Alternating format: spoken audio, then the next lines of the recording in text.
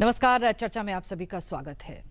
हाल ही में ये खबर सुर्खियों में चल रही है कि कर्नाटक के गुलबर्गा में एक नर्सिंग कॉलेज में एक छात्रा के साथ रैगिंग के नाम पर दुर्व्यवहार किया गया, अमानवीय व्यवहार किया गया। सीनियर छात्रों ने उसे किसी किस्म का एक टॉयलेट क्लीनर पिला दिया और आज छात्रा जो है वो मौत से लड़ाई लड़ रही है। ये उदाहरण कम नहीं है देश में, और जैसे ही कॉलेज खुलने की बारी आती है, और इस समय तो कॉलेज खुलने का बेसब्री से इंतज़ार कर रहे हैं स्टूडेंट्स, इस तरह की खबरें सबको परेशान कर देती हैं। रैगिंग का दंश आज भी समाज में चल रहा है। ये एक अपराध है, ये एक बुराई है। इसमें कानून भी काफ़ी सख्त है, लेकिन इसके बावजूद रैगिंग को रोका नहीं जा पा रहा है। आज इसी विषय पर हम बात करेंगे। 3 मेहमान इस समय स्टूडियो में हमारे साथ मौजूद हैं। आइए परिचय आपका कराएं।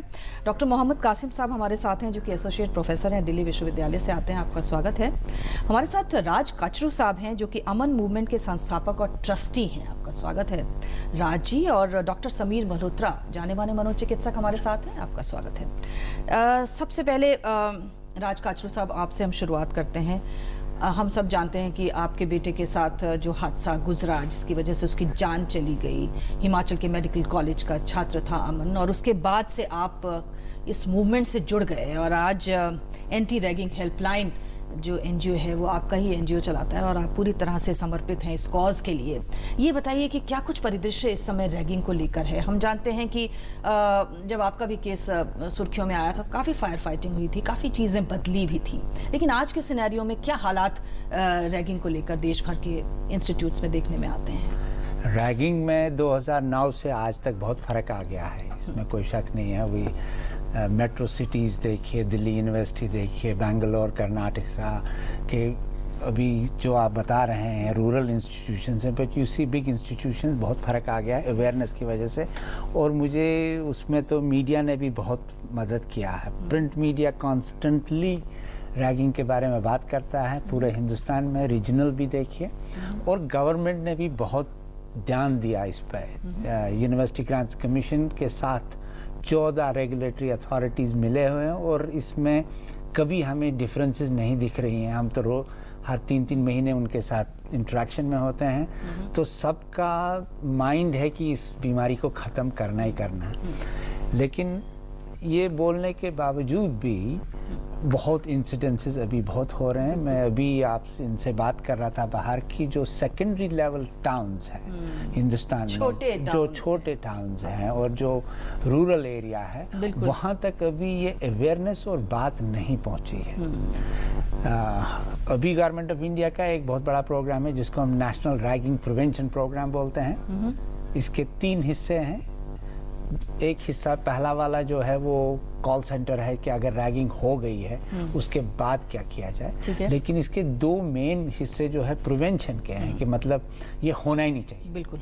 तो उसमें कंप्लायंस है, अवेयरनेस है, टेलीविज़न है, सोशल मीडिया है, एफिडेविट्स है, बहुत सारे कंपोनेंट्स हैं। हम तो इस टेलीविज़न में उतना पूरा बता नहीं सकते, लेकिन ये जो कंप्लायंस वाला, कंप्लायंस को हिंदी में पता नहीं हम क्या बोलेंगे, कि मतलब जो लॉ को फुलफिल करना है, जो लॉ को मानना है, उसमें अभी थोड़ी सी कमी है। क्योंकि कमी क्यों है? क्योंकि कॉलेजेस, जैसा मैंने बताया, रूरल एरिया में है, वहाँ अवेयरनेस नहीं है। अभी भी सोचते हैं कि ठीक है, कुछ हो रहा है बच्चों के बीच में, तो इसलिए प्रॉब्लम है। उसको उतना सीरियसली नहीं लेते, अभी नहीं लेते कि वो एक मानवाधिकार का इशू है बहुत बड़ा, या वो अपराध है, ये बात नहीं समझ पाते हैं। हमारे साथ डॉक्टर मोहम्मद कासिम साहब हैं, दिल्ली विश्वविद्यालय से आते हैं। कासिम साहब, ये बताइए किस प्रकार की सिचुएशन, खासतौर से जैसे बता रहे हैं कि रूरल एरियाज की तो बात है, लेकिन हम शहरों की बात करें, और आप तो इतने बड़े दिल्ली विश्वविद्यालय से आते हैं, क्या लोगों में कितना अवेयरनेस है इस चीज़ को लेकर, और कितना जैसे कहते हैं ना कि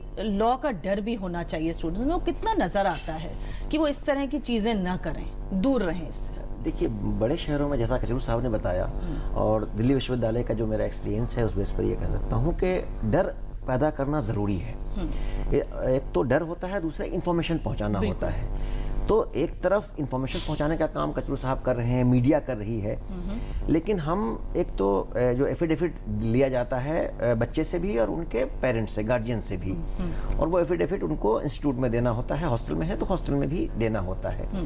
दूसरा ये है कि हमें ये भी बताना होता है कि आप पर हमारी नज़र हर वक्त है, वो सीसीटीवी कैमरा के थ्रू हो, वो हमारे एंटी रैगिंग स्क्वाड के थ्रू हो, वो हमारे एंटी रैगिंग कमेटी के थ्रू हो, वो हमारे सिविलियन के थ्रू हो, वो हमारे ऑफिशियल्स के थ्रू हो, ये बताना बच्चों को ज़रूरी होता है कि हमारी नज़र हर वक्त आप पर है, आपको हम देख रहे हैं। इसलिए ज़रा सा भी अगर आपने किसी तरह की बदतमीज़ी या किसी तरह की इस तरह की कोशिश भी की तो आप पकड़े जाएंगे। उसके साथ साथ जैसे रास्ते पर, बसों में, मेट्रो में, यहाँ हमें पुलिस से मदद मिलती है कि उनके भी स्क्वाड होते हैं, वो भी हर जगह मौजूद होते हैं और ज़रा सा भी कहीं अगर कुछ खबर मिलती है फ़ौरन पहुंचते हैं। जैसे दिल्ली में तो बिल्कुल ज़ीरो है मामला। उसी तरह से छोटे शहरों में अभी, जैसा कि कचरू साहब ने बताया, अभी हम उतने जागरूक नहीं हुए हैं उस तरह से, इसको लेकर बहुत सीरियस चीज़ें इसको नहीं समझ रहे हैं। कुछ इंस्टीट्यूट अभी भी ऐसे हैं छोटे शहरों में कि वो समझते हैं बच्चों के बीच इंटरेक्शन के लिए ये ज़रूरी है, अभी भी वो ये फील कर रहे हैं। हाँ, लेकिन उसकी डिग्री वो तय करना चाहते हैं, लेकिन एक बार जब आप एक चीज़ शुरू करते हैं तो फिर डिग्री बचती नहीं है वो। तो इंटरेक्शन जैसे ज़्यादातर इंस्टीट्यूट में ये होते हैं कि जो पहला दिन कॉलेज का होता है उस दिन उनके साथ जो इंटरेक्शन होता है टीचर्स के, प्रिंसिपल का, सीनियर्स का, उसमें उनको सारी चीज़ें बता दी जाती हैं कि आपकी क्या लिमिट है, कहाँ आप तक हैं, बच्चों से कितना इंटरेक्ट कर सकते हैं, कहाँ नहीं कर सकते हैं। बच्चों को भी ये बता दिया जाता है कि अगर आपको कहीं भी ऐसा महसूस होता है तो आप किन से कांटेक्ट कर सकते हैं। उनके लिए कंप्लेंट बॉक्स होती है, उनके लिए फ़ोन नंबर डिस्प्ले होता है, उनके लिए नाम डिस्प्ले होता है कि इनसे कांटेक्ट कीजिए। तो अगर सीनियर्स को या जो इस तरह के कुछ बच्चे शहरों में भी आते हैं, ये भी छोटी जगहों से आते हैं, दूसरी जगहों से आते हैं, तो उनको ये मालूम होता है कि हमने कुछ किया तो ये मोबाइल नंबर अवेलेबल है, ये बच्चा फ़ौरन कंप्लेंट मतलब ये कि हम बच नहीं सकते, ये चीज आप कह रहे हैं काफी हद तक देखने में आती है। हमारे साथ डॉक्टर समीर मल्होत्रा हैं। डॉक्टर साहब, ये क्या मनोविज्ञान है रैगिंग के पीछे? मतलब जैसे बता रहे हैं, बहुत अवेयरनेस भी है, अब ऐसा नहीं है कि मतलब आप कुछ भी कर लेंगे तो आप बच जाएंगे, ऐसा नहीं है, लेकिन फिर भी ये चीजें होती हैं, ये घटनाएं होती हैं और हमने देखा है कि मेडिकल कॉलेजेस में बहुत होती हैं। मतलब एक शिक्षित समाज पर एक किस्म का ये दाग है, धब्बा है, बहुत बड़ा कलंक कह सकते हैं हम रैगिंग को, कोई शक नहीं, लेकिन फिर भी ऐसे बड़े बड़े कॉलेजेस में ये सब चीजें होती हैं। सिर्फ ये नहीं हम कह सकते कि ग्रामीण इलाकों में ऐसा कहीं हो रहा है, क्यों, क्या मनोविज्ञान है इसके पीछे छात्रों का? देखिए, मनोविज्ञान से पहले सबसे बड़ी बात तो यह कि एक सामाजिक बीमारी है और बहुत गंदी बीमारी है। दूसरा, जब हम मनोविज्ञान की बात करें तो मनोविकृति यहाँ पे दिखती है, झलक आती है। जो लोग इसमें एंगेज करते हैं अपने आप को, कहीं ना कहीं उनका अपना जो सेल्फ एस्टीम है ना, लो होता है, अपना कॉन्फिडेंस लेवल कम होता है, तो दूसरे को खींच कर कहीं ना कहीं अपनी लाइन को लंबा करने की कोशिश करते हैं। और कहीं ना कहीं एक ग्रुप बिहेवियर भी दिखता है इसके अंदर कि एक छात्र नहीं करता रैगिंग, अक्सर उसके साथ जुड़े 3-4 और भी होते हैं और कई बार कई अधिक भी होते हैं। तो कहीं ना कहीं एक स्वीकृति भी मिलती है आपस में कि जो कर रहे हैं शायद वही एक सही ट्रेंड है, एक तरीका है। बिल्कुल एक प्रकार की मनोविकृति है। और आप ये सोचिए कि जो इंसान दूसरे को प्रताड़ना देकर, दुख देकर, दर्द देकर कुछ खुशी का एहसास ले रहा है, आज चलिए वो कॉलेज का छात्र है, कल को शायद वो किसी एडमिनिस्ट्रेटिव पोस्ट पे भी बैठ सकता है, और उस ऑर्गेनाइजेशन के अंदर जो उसके साथ लोग काम करेंगे वो उनके साथ कैसा व्यवहार रखेगा, क्योंकि वो कहीं ना कहीं संवेदनशील नहीं है, कहीं ना कहीं वो दूसरे के भाव को इज्जत की नज़र से नहीं देख पा रहा है, कहीं ना कहीं वो एम्पथाइज नहीं कर पा रहा है। तो ये केवल एक उस समय या उस इंसान के प्रति प्रताड़ना नहीं है। अगर उस चीज़ को एनकरेजमेंट मिलती है तो वो शायद जीवन भर के लिए आगे उसके साथ जुड़ने वाले जितने इंसान होंगे उनको कहीं ना कहीं प्रॉब्लम उस इंसान के साथ आएगी। तो इसे समय पे रिकॉग्नाइज करना बड़ा ज़रूरी है, क्योंकि मैं इसे एक सामाजिक बीमारी मानता हूं। और आपने जैसे कहा, बिल्कुल सही बात है कि मेडिकल कॉलेजेस हैं, इंजीनियरिंग कॉलेजेस हैं, प्रोफेशनल कॉलेजेस हैं, लॉ कॉलेजेस हैं, इनके अंदर ये चीज़ें हैं। ऐसा नहीं कि नहीं है, केसेस हमें देखने में भी आते हैं, कई बार हमारे क्लिनिक्स में भी आते हैं केसेस जो काफ़ी परेशान, और कई बच्चे जो इसका शिकार होते हैं उनका मनोबल टूटता है, वो कई बार उनको रातों को नींद नहीं आती है, एक्यूट स्ट्रेस रिएक्शन के साथ आते हैं, कई बार पोस्ट ट्रॉमेटिक स्ट्रेस डिसऑर्डर जैसी परेशानियां होती हैं, और कई बार जैसे आपने कहा गलत सलत फ्लूइड पिला दिया, कुछ नशा करवा दिया, कई बार उनकी जान पर भी हमला बोल दिया। तो इस तरह की चीज़ें बहुत होती हैं और कई बार दबी रहती हैं, क्योंकि उनको ये भी डरा दिया जाता है कि यदि आप ये बोलेंगे घर पे भी, परिवार पे भी, तो फिर ये कल को हम तुम्हें देख लेंगे, कॉलेज से बाहर आओगे तब देख लेंगे। तो इस तरह की बातें भी साथ साथ चलती हैं। जी काचू साहब, जैसे आपने बताया कि मतलब आपका तो इतना लंबा चौड़ा एक्सपीरियंस है इस चीज़ को लेकर, आपने कहा कंप्लायंस की कमी है। क्यों कंप्लायंस की कमी है? क्या उसके लिए प्रॉपर इंफ्रास्ट्रक्चर नहीं है या विल नहीं है? क्यों इस तरह की चीज़ें आप मानते हैं कि कंप्लायंस में कमी है अभी भी? जैसा रैगिंग सोशल प्रॉब्लम है, ऐसा ही नॉन कंप्लायंस भी हमारे सोसाइटी में सोशल प्रॉब्लम है। अभी आप दिल्ली यूनिवर्सिटी का एग्जांपल ले लीजिए. It's one of the best universities in this regard. बहुत अच्छा काम करते हैं. यहाँ का पुलिस भी बहुत सेंसिटिव है. लेकिन अगर टेक्निकली देखें तो दिल्ली यूनिवर्सिटी भी नॉन कंप्लाइंट है. अच्छा, जो रेगुलेशन में बोला गया है वो सब करना है. वो दिल्ली यूनिवर्सिटी की तो ज़रूरत ही क्या है. हमारे यहाँ तो अब होता नहीं है, अब नहीं करेंगे. JNU है, वो कहते हैं अब हमारे यहाँ तो रैगिंग होता नहीं है, लेकिन अब क्या करने की ज़रूरत है. बोर्ड लगाना, ये करना, वेबसाइट पे जाना. सो हम कई बार कई कॉलेजेस के प्रिंसिपल्स मुझसे बात करते हैं, फ़ोन करते हैं, गुस्सा भी करते हैं. देखिए हमारे यहाँ ये सब नहीं होता. आप क्यों हमें बोल रहे हैं कि आपके वेबसाइट पे एंटी रैगिंग कमेटी के चेयरमैन का नंबर होना चाहिए. एक वाइस चांसलर साहब तो मुझसे बड़ा गुस्सा किए कि कहा कि आपके लोग हमें रात में परेशान करते हैं, फ़ोन करते हैं. मैंने कहा या तो आप अपना वो फ़ोन नंबर हटा दीजिए या दूसरे का फ़ोन लगा दीजिए. अगर आप अपने वेबसाइट पे अपना नाम लगाना चाहते हैं तब तो फ़ोन आएगा रात के 2 बजे. सो ये दीज आर डिफ़िकल्टीज़, क्योंकि ऑफिशियल्स जो हैं they are not used to this thing कि compliance means compliance, that you have to follow the law. वो नहीं हो रहा है, इसलिए प्रॉब्लम्स हैं. मेडिकल काउंसिल है, इज ए क्लासिकल एग्जांपल. जो आप मेडिकल की बात कर रहे हैं, सबसे कम कंप्लायंस मेडिकल काउंसिल हिंदुस्तान में करता है. 400 कॉलेजेस हैं रफली, medical colleges, compared to 40,000 other colleges. अगर हमें 600 कंप्लेंट साल में आते हैं 40,000 से, तो 60 उसमें से 400 में से आते हैं मेडिकल कॉलेज से. सो एज ए प्रोपोर्शन, चले आप बोलेंगे 60 कंप्लेन आ गए साल में, तो 400 कॉलेजेस में बहुत होता है. एज ए प्रोपोर्शन ऑफ बाकी जगहों पे 40,000 कॉलेजेस में से 600 आ गए. ठीक है. तो उनके कॉलेजेस जो है, उनके स्टाफ जो है, वो नहीं समझते हैं कि कोई खराबी है. अच्छा, हालांकि 75% कॉलेजेस अब मेडिकल कॉलेजेस हमसे कोऑपरेट करते हैं और दे टेक एक्शन. लेकिन तभी भी 20-25-30% ऐसे हैं जो कहते हैं कोई ज़रूरत नहीं. और मेडिकल काउंसिल उन पे हावी नहीं हो रहा है. It's not putting lot of pressure on it. So ये सब चीज़ जो है इसमें समय लगेगा, लेकिन वी आर एट इट. हम तो लगे. बिल्कुल नहीं, लेकिन कजरू साहब, मैं थोड़ा सा इसमें ये कि दिल्ली यूनिवर्सिटी के बारे में जो आपने कहा कंप्लाइंस का, ये दिल्ली यूनिवर्सिटी, आप दिल्ली यूनिवर्सिटी की वेबसाइट पर जाकर देखिए, आज से कम्युनिकेशन शुरू हो गया है. और ये कमेटी जुलाई एंड तक आकर के सारे कॉलेजेस की हमारे वेबसाइट पर डिस्प्ले होती है. हर कॉलेज में बोर्ड लगा हुआ है, उस पर कमेटी और स्क्वाड दोनों का नाम, मोबाइल नंबर मौजूद है. प्रिंसिपल ऑफिस के बाहर आप देखिए, वहाँ कंप्लेंट बॉक्स है, वहाँ आप किसी तरह का यह कंप्लेंट कर सकते हैं. आप जाकर देखिए, पोस्टर्स, बैनर्स, स्टिकर्स, टेलीविजन पे नहीं, वहाँ आकर देखें हम, लेकिन तो दिखने को मिलेगा हमें. लेकिन वही मैं कह रहा हूँ कि दिल्ली यूनिवर्सिटी ने खुद सोचा कि हमें ये चीज़ करना चाहिए, तो हम रैगिंग को ख़त्म करना है. The intention is good, yes, लेकिन कंप्लायंस इज़ नॉट देयर. जो गवर्नमेंट का रेगुलेशन का कंप्लायंस है वो नहीं कर रहे. वो अपनी इंटेंशन से अपनी तरीके से कर रहे हैं. तो आप देखेंगे, अगर आप स्ट्रिक्ट कंप्लायंस का देखेंगे तो तब नहीं कर रहे. मैं we can discuss and give you the detail कि रेगुलेशन क्या बोलता है कि आप क्या करते हैं. हम नहीं इस पे आर्ग्यू कर रहे हैं, क्योंकि इंटेंशन इज गुड हो रहा है. लेकिन जब 40,000 कॉलेजेस में हम ऐसे ही बोलना चाहेंगे कि ये कंप्लायंस करना है. जैसे मैं एग्जांपल देता हूँ, आप एयर होस्टेस के एयरलाइन में जाते हैं तो एयर होस्टेस आपके पास आती है, बोलती है आप जूता निकाल सकते हैं. कंप्लायंस है, there is a law that has to be followed.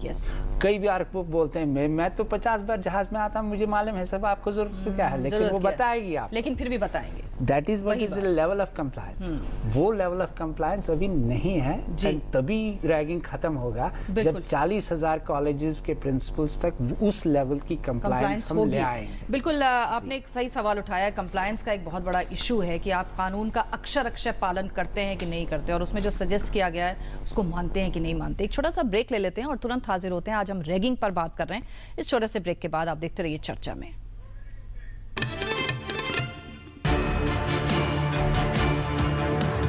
The Navy gives me the opportunity to serve my motherland. The Navy gives me the opportunity to safeguard my nation. The Navy gives me the opportunity to secure my country's waters. The Navy gives you more. Indian Navy, an ocean of opportunities.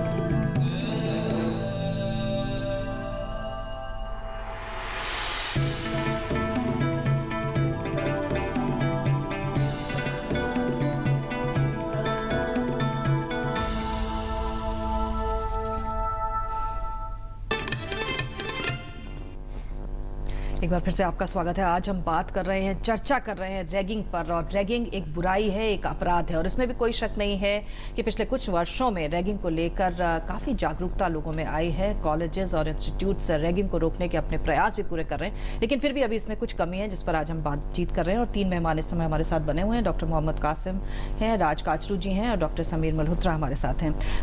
जैसे break पे जाने से पहले हम लोग बात कर रहे थे कंप्लायंस की। कासिम साहब, ये बताइए कि कई बार ये भी देखा गया है कि अनोनिमस छात्र जो है वो कंप्लेंट करते हैं, वो अपनी पहचान को नहीं बताना चाहते। ये देखा गया है कि कॉलेजेस में अक्सर ऐसे छात्रों की कंप्लेंट को बहुत सीरियसली नहीं लेते। ये भी कह देते हैं कि ऐसे फ्रेशर्स हमारे पास हैं नहीं, इस तरह का है। तो आप ये बताइए कि क्या ऐसे छात्रों की कंप्लेंट को कॉलेजेस उसी गंभीरता से लेते हैं जिस गंभीरता से वाकई जब कोई स्टूडेंट नाम बताता है, अपनी आइडेंटिटी जाहिर करता है, उसकी कंप्लेंट को लिया जाता है? नहीं, उसमें गंभीरता से उतना ही लिया जाता है, लेकिन उसमें ये तो आइडेंटिफाई करना होगा कि किसके साथ हुआ। क्योंकि एनोनिमस हुआ तो हवा में तो नहीं हुआ, तो वो उसके नाम को कॉन्फिडेंशियल रखा जाता है, कहीं पब्लिक नहीं किया जाता है। अगर नाम से भी आता है तो कि किसके साथ हुआ, वो कमिटी होती है, वो कॉन्फिडेंशियल उस नाम को रखती है, उस नाम को कभी नहीं डिस्प्ले करती है, किसी के सामने नहीं ये करती है। फाइनली वो जो अपनी रिपोर्ट देती है, रिपोर्ट में वो चीज़ें आती हैं जो भी आती हैं। तो रैगिंग को लेकर बिल्कुल 100% सीरियसली सब चीज़ों को डील किया जाता है। कुछ भी अगर हमें फेक भी कोई आ जाती है खबर, उसको भी सीरियसली लिया जाता है और प्रॉपर उसकी इन्वेस्टिगेशन की जाती है और प्रॉपर उस पर जैसे कि उसमें कहा गया है कि आप 24 घंटे के अंदर FIR आपको दर्ज करानी है। तो क्या आपको लगता है कि इस मामले में कंप्लायंस होता है कॉलेजेस में? देखिए, जो भी शिकायत आती है उसको सीरियसली लिया जाता है। और अब तक जितने भी हम लोगों ने चीज़ें देखी हैं, और कचरू साहब भी बताएंगे कि हमारा 0 टॉलरेंस है और 0 ये है, कहीं ऐसी घटना नहीं हुई। वजह क्या है इसकी कि हमारे यहाँ CCTV कैमरा है जैसे, तो बच ही नहीं सकते हैं कोई अगर कुछ ये हो तो। सड़कों पे स्क्वाड है, हम खुद घूमते रहते हैं। और दिल्ली यूनिवर्सिटी शुरू के 10 दिन एक सेंटर बनाती है जहाँ कुछ भी अगर कहीं ये मिले तो वहाँ आप फ़ोन कर सकते हैं, नॉर्थ कैंपस साउथ कैंपस दोनों ही जगहों पे। ओके, कचू साहब, अक्सर ये भी कुछ लोग कहते हैं कि साहब जो हेल्पलाइन है उसमें भी सारी कंप्लेंट्स तो बहुत सारी दर्ज होती हैं, लेकिन बहुत कम ऐसी होती हैं जिन पर कार्रवाई हो पाती है। ये आरोप क्यों लगता है? ये गलत है। पहले हुआ करता था, मैं भी 2012 से अप्रैल 2020 से 12 से ऐसा नहीं है। हर एक कंप्लेंट का लॉग है, वेबसाइट पे मिलता है आपको मिनट टू मिनट कि किस कंप्लेंट पे कैसा, किसने क्या बात किया, हमने कितनी बार किसको फ़ोन किया, किसने फ़ोन उठाया नहीं उठाया तो सुना। वो उस वेबसाइट पे आपको कन्वर्सेशन भी सुनाई पड़ेंगी। एवरी कम्युनिकेशन रिपोर्ट, चिट्ठी, लेटर्स, ईमेल्स, वो सब उस पर लॉग होती हैं। सो अब ऐसा नहीं होता है। तो ये बताइए कि अगर एक बार में जैसे हेल्पलाइन नंबर पे किसी ने बात किया, फ़ोन किया, अपनी बात बताई, तो कितनी टाइम के बाद वो रिस्पांस जान सकता है कि उसकी अथॉरिटी ने क्या रिस्पांस दिया? जो हेल्पलाइन इस वक्त है 1-800-180-5522 नेशनल हेल्पलाइन है। हमारे प्रयास ये रहता है कि 30 मिनट्स के अंदर, बिटवीन 0 to 30 मिनट्स, हम college authorities, vice chancellor and registrar को इन्फॉर्म करेंगे और लोकल पुलिस स्टेशन को इन्फॉर्म करेंगे। And with in 30 minutes onwards, her minute, her 10 minutes पे क्या हो रहा है वो आपको दिखेगा। अप टू जब तक ये केस क्लोज ना हो। और केस तभी क्लोज होगा जबकि जिसने कंप्लेन किया उसने खुद कंसेंट दिया। हम पूछेंगे उससे, not even written, verbal consent कि हाँ आई एम सेटिस्फाइड। अगर वो सेटिस्फाइड नहीं है, it goes to UGC, AICT, MCI for further investigation. लेकिन आपने एक सवाल पहले पूछा अनोनिमस, ये बहुत इंटरेस्टिंग क्वेश्चन है। हम लोग कंप्लेंट लेते हैं अनोनिमस, और जब कॉलेज को फॉरवर्ड करते हैं, बोलते हैं कि आपके कॉलेज से ये कंप्लेंट आया है और ये अनोनिमस है, तो वो बहुत डिफ़िकल्ट होता है हमारे लिए उनको कन्विंस करना। और ये अभी भी हम कांस्टेंट 4 साल से मेरा आर्ग्यूमेंट है कॉलेज प्रिंसिपल के साथ कि वो कहते हैं हमें तो बता दें, जब तक आप बताएंगे नहीं तो हम इन्वेस्टिगेट क्या करेंगे। देखा जाए तो एक लिहाज से उनकी बात सही भी है कि भाई कौन है, किसने कराया है, उनको पता तो चले। लेकिन हमारा यही कनेक्ट करते हैं, हमारा आर्ग्यूमेंट इज ऑलवेज दिस कि आप investigation is one part of the whole thing. कि अगर किसी ने आपके इन्फॉर्म किया कि आपके कॉलेज में ये हो रहा है, तो आपको कंप्लायंस पे ध्यान देना चाहिए, रादर देन कि इस इंसिडेंट्स को इन्वेस्टिगेट करने पर। आप एक कमेटी लाएंगे, इंसिडेंट्स इन्वेस्टिगेट करेंगे, वो होता है कॉन्स्टेंटली, अभी भी होता है। अगर मान लो अनोनिमस नहीं है, किसी ने नाम भी नाम बताया लिखा है, तब भी उसको खड़ा कर देते हैं। आप बताइए, जैसे कि police station, we are against this, हम तो कंटिन्यूसली बोलते हैं ये पुलिस का काम नहीं है। You are not some kind of investigating agency, you are a correction agency. College का काम है करेक्ट करना, ना कि इन्वेस्टिगेट। वो पुलिस करेगा, जज करेगा अगर कोई ऐसा इस किस्सा हुआ है। So let's look at the compliance. Was the atmosphere इस यूनिवर्सिटी, इस कॉलेज का एटमॉस्फेयर ऐसा था कि रैगिंग का इंसिडेंस हुआ है, वो किसने किया, that's a second level. First the atmosphere has to be created. Doctor Sameer Malhotra, ये बताइए कि बहुत सारे छात्र जब इस तरह की रैगिंग से गुजरते हैं तो डिप्रेशन के शिकार हो जाते हैं, अपने अभिभावकों से कुछ शेयर नहीं करते, अपने दोस्तों से शेयर नहीं करते। हमने देखा है कई जिंदगियां इसमें तबाह हो जाती हैं, कई करियर बर्बाद हो जाते हैं। तो ऐसे छात्रों को जो अभी नए नए कॉलेज में जाएंगे, उनके मन में उसको लेकर एक बेचैनी सी जो नज़र आती है, उनके लिए आप क्या टिप्स देना चाहेंगे? देखिए, सबसे पहले तो मुझे लगता है कि एक सेफ और सिक्योर एनवायरनमेंट के हकदार हैं वो। तो ये तो समाज और हमारी जो सरकार हैं और जो कॉलेज अथॉरिटीज़ हैं वो उनको प्रोवाइड करती हैं। हम उस संस्कार और उस परंपरा के हैं जहाँ पर जो नया छात्र आता है उसको वेलकम करना चाहिए, ना कि उसकी टांग खींचना। और दूसरा मैं कहूँगा कि कॉन्फिडेंट रहना है और अपनी हक की लड़ाई लड़नी है। Assertion is important. ये नहीं कि आप दबा लें अपने दुख को। अगर अपनी परेशानी को आप दबा लेंगे तो आपकी कौन मदद करेगा? आप खुद भी नहीं अपनी मदद कर पाएंगे ऐसे में।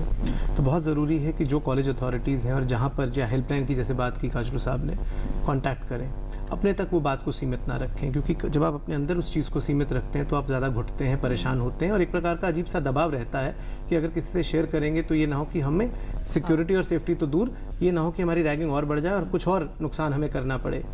तो ये चीज़ जो है मन से उनके निकालनी है। मुझे लगता है जो शुरू में इंडक्शन जो होती है, प्रोसेस जो होता है, उसके अंदर भी उन्हें कॉलेज के थ्रू, बाकी छात्रों के थ्रू जो कॉलेज में पढ़ते हैं उनके थ्रू एक पॉजिटिव स्ट्रॉन्ग मैसेज जाना चाहिए। दूसरा, मुझे ऐसा लगता है कि कल को जब ये बड़े होते हैं तो ये भी उस तरह की एक्टिविटी में एंगेज ना करें, क्योंकि ये एक तरह का विशेष साइकिल है कि कई बार ये भी स्टडीज देखी गई कि जिनके साथ ज्यादा हुआ है वो ज्यादा भी करते हैं। तो ये चीज भी नहीं होनी चाहिए। और तीसरा, मुझे लगता है कॉलेज में हम जा रहे हैं, एक विद्या का मंदिर है, एक परिवार है, एक संस्था है, वहाँ पे एक प्रकार का डिसिप्लिन भी मेंटेन करना है, एक डेकोरम भी रखना है। और मुझे लगता है कि वो डेकोरम और वो डिसिप्लिन को मेंटेन करते हुए, अपने संस्कारों को साथ रखते हुए अपने हक के लिए भी कदम आगे बढ़ाने हैं और किसी के हक छीनने भी नहीं। जी, राज काचरू साहब, चलते चलते क्या एडवाइस आप स्टूडेंट्स को करना चाहेंगे? अब कॉलेज खुलने वाले हैं। मैं तो एडवाइस करूंगा कि अगर कोई मसला ऐसा प्रॉब्लम हुआ तो वो हमारे कॉल सेंटर पे कॉल करें। It's very safe. आज तक हमने ऐसा कहीं इंसिडेंट्स नहीं देखा कि किसी को दोबारा से लोगों ने तंग किया। लेकिन मैं 2-3 करेक्ट जो बोलना चाहता हूँ कि रैगिंग सिर्फ सीनियर जूनियर फर्स्ट वीक का नहीं है। हमारे कॉल सेंटर में through out the year every month nearly same number of complaints आते हैं थ्रू आउट द ईयर। सो ये प्रोसेस है जो चलता है, मतलब आप कह रहे हैं सिर्फ ये नहीं कि शुरू में ही ऐसा होता है। जी, पूरा आप दिसंबर, नवंबर, जनवरी में आपको अक्टूबर में इतने ही कॉल मिलेंगे, कंप्लेंट जितने कॉलेज खुलने से, कॉलेज खुलने पे मिले, कॉलेज खुलने पे थोड़ा सा ज़्यादा मिलता है, otherwise it is the same thing. और दूसरा चीज़ जो है, ये बहुत जो इन्होंने शुरू में बात बताई कि जो वीक है, डिफरेंट है। आप देखिए, there are huge amount of sexual overtones, there is huge amount of जो रिलीजियस लोग हैं, रूरल एरिया से कोई बच्चा आया, अपना सुबह उठ के पूजा पाठ करता है, they will pounce on him. जो कोई दलित हो, कोई डिफरेंट कास्ट का हो, they will pounce on him. तो ये सोशल जो है, फैमिलीज एंड सोसाइटी को भी इसमें इंटरेस्ट लेना पड़ेगा, क्योंकि आप ढूंढ रहे हैं कि जो हमसे डिफरेंट है उसको पकड़ा जाए। जी। तो अगर आप एनालाइज करेंगे ये केसेस को, कि जो आपने कर्नाटका में बोला आज लड़की हुई, आप उसका हिस्ट्री देखेंगे तो आपको देखेंगे क्लियरली कि ये डिफरेंट है, तो इसलिए इस पर पाउंस किया गया। जी। बिल्कुल, आप तीनों का शुक्रिया अदा करना चाहेंगे। चर्चा हम इसी के साथ खत्म करना चाहेंगे। बहुत बहुत धन्यवाद हमारे साथ इस बातचीत में शामिल होने के लिए, और उम्मीद करते हैं कि रैगिंग का जो ये दंश है वो हमारे समाज से ज़रूर निकलेगा, और जागरूकता इसका एक उपाय है। और दूसरा उपाय है कंप्लायंस, जो कि जिम्मेदारी है कॉलेजेस की, एजुकेशनल इंस्टीट्यूट्स की। इसके साथ ही चर्चा का ये अंक हम यहीं ख़त्म करते हैं। नमस्कार, बहुत बहुत शुक्रिया।